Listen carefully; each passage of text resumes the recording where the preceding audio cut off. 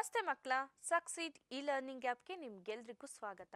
ಇವತ್ತು ನಾನು ನಿಮಗೆ ತಿಳಿಸಕ್ಕೆ ಬಂದಿರುವಂತಹ ವಿಷಯ ರಾಜ್ಯಶಾಸ್ತ್ರ ಅಧ್ಯಾಯ 4 ಜಾಗತಿಕ ಸಮಸ್ಯೆಗಳು ಹಾಗೂ ಭಾರತದ ಪಾತ್ರ. ಇಂದು ನಾವು ರಾಜ್ಯಶಾಸ್ತ್ರದ 4ನೇ ಅಧ್ಯಾಯವಾದ ಜಾಗತಿಕ ಸಮಸ್ಯೆಗಳು ಹಾಗೂ ಭಾರತದ ಪಾತ್ರವನ್ನ ಅಧ್ಯಯನ ಮಾಡೋಣ.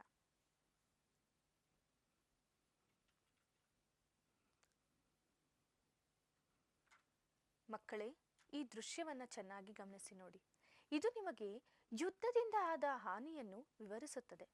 ಆದರೆ ಇಂದು ನಾವು ಈ ಜಾಗತಿಕ ಯುದ್ಧದ ನಂತರ ಆದ ಧನಾತ್ಮಕ ಫಲಿತಾಂಶಗಳನ್ನು ಸಹ ಪರಿಚಯ ಮಾಡಿಕೊಳ್ಳೋಣ ಹಾಗೂ ಪ್ರಸ್ತುತವಾಗಿರುವ ಜಾಗತಿಕ ಸಮಸ್ಯೆಗಳ್ಯಾವುವು, ಅದರಲ್ಲಿ ಭಾರತದ ಪಾತ್ರವನ್ನ ತಿಳಿದುಕೊಳ್ಳೋಣ. ಮೊಟ್ಟ ಮೊದಲನೇದಾಗಿ ವಸಾಹತುಶಾಹಿತ್ವ ಹಾಗೂ ಸಾಮ್ರಾಜ್ಯಶಾಹಿತ್ವವು ಪತನಗೊಂಡಿತು. 2 ಹಳೆಯ ಜಗತ್ತಿನ ಬದಲಾವಣೆಯೊಂದಿಗೆ ನೂತನ ಜಗತ್ತು ಹುಟ್ಟಿಕೊಳ್ಳಲಾರಂಭಿಸಿತು. 3 1945ರಲ್ಲಿ ವಿಶ್ವಸಂಸ್ಥೆಯ ಸ್ಥಾಪನೆಯೊಂದಿಗೆ ಹೊಸ ಶಕೆ ಆರಂಭಗೊಂಡಿತು. ಇವೆಲ್ಲವೂ ಆದರೂ ಜಾಗತಿಕವಾಗಿ ಮಾನವ ಹಕ್ಕುಗಳು, ಶಸ್ತ್ರಾಸ್ತ್ರಗಳ ಪೈಪೋಟಿ, ಆರ್ಥಿಕ ಅಸಮಾನತೆ, ವರ್ಣಭೇದ ನೀತಿ ಹಾಗೂ ಭಯೋತ್ಪಾದನೆಯಂತಹ ಹಲವಾರು ಸಮಸ್ಯೆಗಳು ಇನ್ನೂ ಪರಿಹಾರ ಕಾಣದೆ ಹಾಗೆಯೇ ಉಳಿದುಕೊಂಡಿದೆ.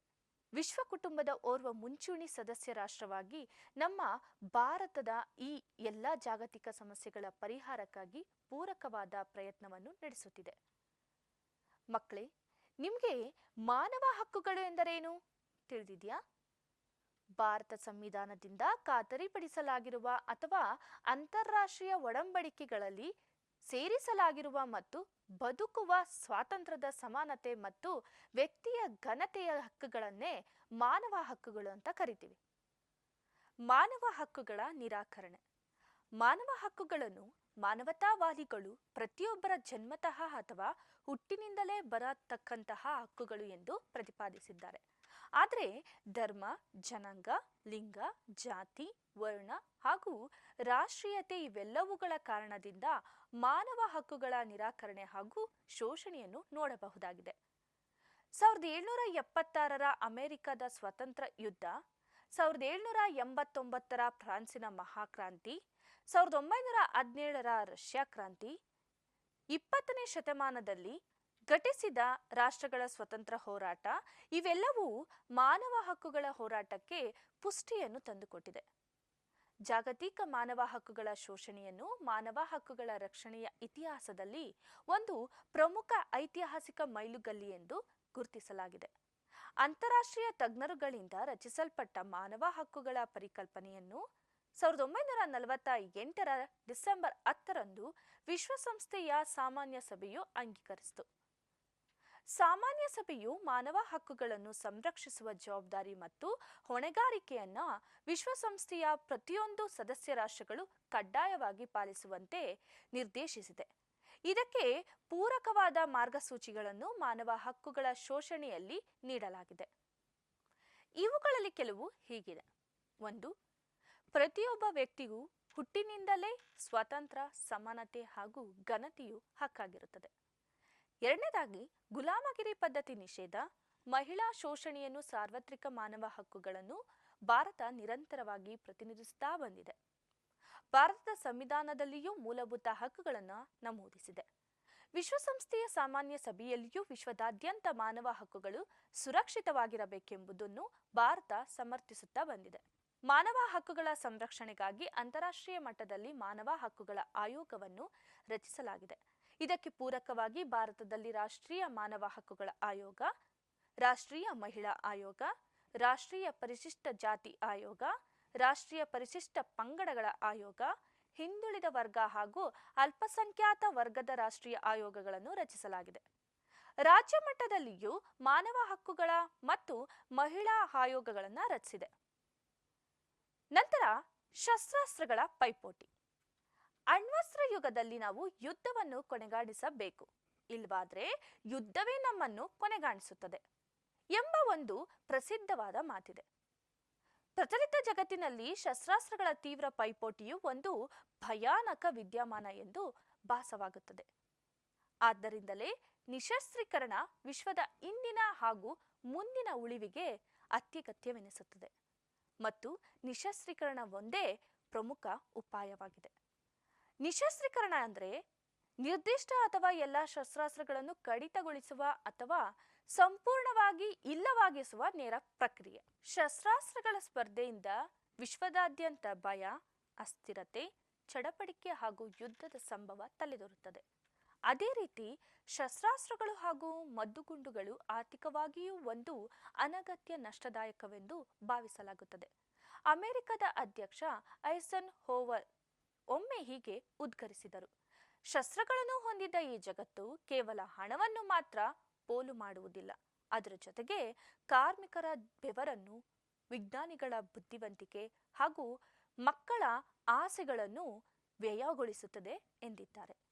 ಅಣ್ವಸ್ತ್ರ ಅಥವಾ ನ್ಯೂಕ್ಲಿಯರ್ ಬಾಂಬುಗಳ ತಯಾರಿಕೆಯೊಂದಿಗೆ ನಿಶಸ್ತ್ರೀಕರಣ ಅಥವಾ ಶಸ್ತ್ರ ನಿಯಂತ್ರಣದ ಪ್ರಶ್ನೆ ತೀರಾ ಗಂಭೀರ ಎಂದು ಪರಿಗಣಿಸಲಾಗಿದೆ. ಭಾರತ ದೇಶವು ಒಂದು ಶಾಂತಿಪ್ರಿಯ ರಾಷ್ಟ್ರವಾದ್ದರಿಂದ ಶಸ್ತ್ರಾಸ್ತ್ರಗಳ ನಿಯಂತ್ರಣವನ್ನು ಪ್ರತಿಪಾದಿಸುತ್ತದೆ. 1963ರ ಬಳಿಕ ಅಮೆರಿಕ ಹಾಗೂ ರಷ್ಯಾ ಹಲವಾರು ದ್ವಿಪಕ್ಷೀಯ ಒಪ್ಪಂದಗಳನ್ನು ಮಾಡಿಕೊಂಡವು.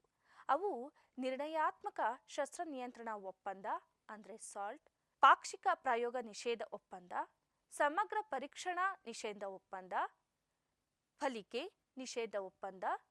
ಇವುಗಳು ಅಣುಶಸ್ತ್ರಗಳ ತಡೆಗಟ್ಟುವಲ್ಲಿ ಕೆಲವೊಂದು ಮಹತ್ವದ ವಿಶ್ವಮಟ್ಟದ ಸಂಧಿಗಳು ಎಂದು ಪರಿಗಣಿಸಬಹುದು. ಹೀಗೆ ಪರಸ್ಪರ ನಿಶ್ಚಿತ ನಾಶದ ವಿರುದ್ಧ ಭಾರತವು ಸೇರಿ ಎಲ್ಲಾ ರಾಷ್ಟ್ರಗಳು ಪ್ರಯತ್ನಿಸುವ ಅವಶ್ಯಕತೆ ಇದೆ. ನಂತರ ಆರ್ಥಿಕ ಅಸಮಾನತೆ. ಆರ್ಥಿಕ ಅಸಮಾನತೆಯು ವಸಾಹತುಶಾಹಿತ್ವ ಹಾಗೂ ಸಾಮ್ರಾಜ್ಯಶಾಹಿತ್ವದ ಚಳುವಳಿ ಎಂದು ಭಾವಿಸಬಹುದು.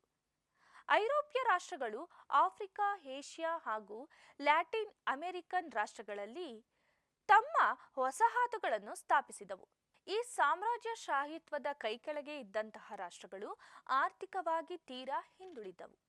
ಸ್ವಾತಂತ್ರ್ಯ ನಂತರ ಏಷ್ಯಾ ಹಾಗೂ ಆಫ್ರಿಕಾದ ರಾಷ್ಟ್ರಗಳು ಅಭಿವೃದ್ಧಿ ಸಾಧಿಸಲು ಪ್ರಯತ್ನಿಸಿದವು.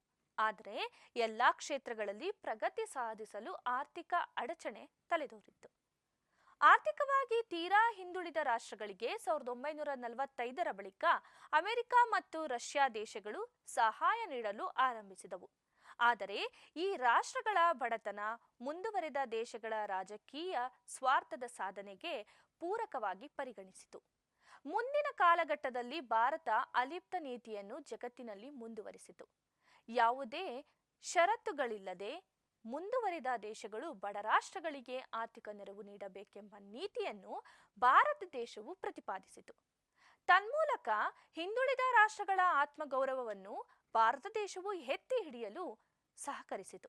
ಅದರೊಂದಿಗೆ ಶ್ರೀಮಂತ ರಾಷ್ಟ್ರಗಳ ಬಂಡವಾಳವೂ ಕೂಡ ಬಡ ರಾಷ್ಟ್ರಗಳಿಗೆ ಹರಿದು ಬರುವಂತೆ ಪ್ರಯತ್ನಿಸಿತು. ತೃತೀಯ ಜಗತ್ತು ಎಂಬ ವಿಚಾರವೇ ಬಡ ರಾಷ್ಟ್ರಗಳು ಎಂಬ ಅಂಶವನ್ನು ಎತ್ತಿ ತೋರುತ್ತದೆ. ಈ ದೇಶಗಳು ಆಹಾರ, ಬಂಡವಾಳ, ತಾಂತ್ರಿಕತೆ, ಆರೋಗ್ಯ ಸಲಕರಣೆ, ಉನ್ನತ ವ್ಯಾಸಂಗದ ಅವಕಾಶಗಳು ಮುಂತಾದ ಕೊರತೆಗಳಿಂದ ಹೊರಬರಲು ಪ್ರಯತ್ನಿಸುತ್ತದೆ. ಇವೆಲ್ಲವನ್ನು ನೀಗಿಸುವಲ್ಲಿ ವಿಶ್ವಸಂಸ್ಥೆ ಹಾಗೂ ಮುಂದುವರೆದ ರಾಷ್ಟ್ರಗಳು ಪೂರಕವಾಗಿ ಯತ್ನಿಸಬೇಕಾಗಿದೆ. ಭಾರತ ದೇಶವು ಒಂದು ಪ್ರಗತಿಪರ ರಾಷ್ಟ್ರವಾಗಿ ವಿಶ್ವ ಕುಟುಂಬದ ಎಲ್ಲಾ ರಾಷ್ಟ್ರಗಳ ಮಧ್ಯೆ ಆರ್ಥಿಕ ನ್ಯಾಯ ಹಾಗೂ ಸಮಾನತೆಯನ್ನು ಪ್ರತಿಪಾದಿಸುತ್ತದೆ. ಮಕ್ಕಳೇ, ಜಾಗತಿಕ ಸಮಸ್ಯೆಗಳು ಹಾಗೂ ಅದರಲ್ಲಿ ಭಾರತದ ಪಾತ್ರವನ್ನು ಅರ್ಥ ಮಾಡಿಕೊಂಡಿದ್ದೀರಿ ಅಲ್ಲವೇ? ವಿಷಯವು ಆಸಕ್ತಿದಾಯಕವಾಗಿತ್ತೆಂದು ಆಶಿಸಿದ್ದೇನೆ. ನಿರಂತರ ಕಲಿಕೆಗಾಗಿ ವಿಷಯವನ್ನು ಮನನ ಮಾಡಿಕೊಳ್ಳಲು ಮತ್ತು ವಿಷಯವನ್ನು ಮನನ ಮಾಡಿಕೊಳ್ಳಲು ಸಕ್ಸೀಡ್ ಇ ಲರ್ನಿಂಗ್ ಆ್ಯಪ್ ಅನ್ನು ವೀಕ್ಷಿಸಿ.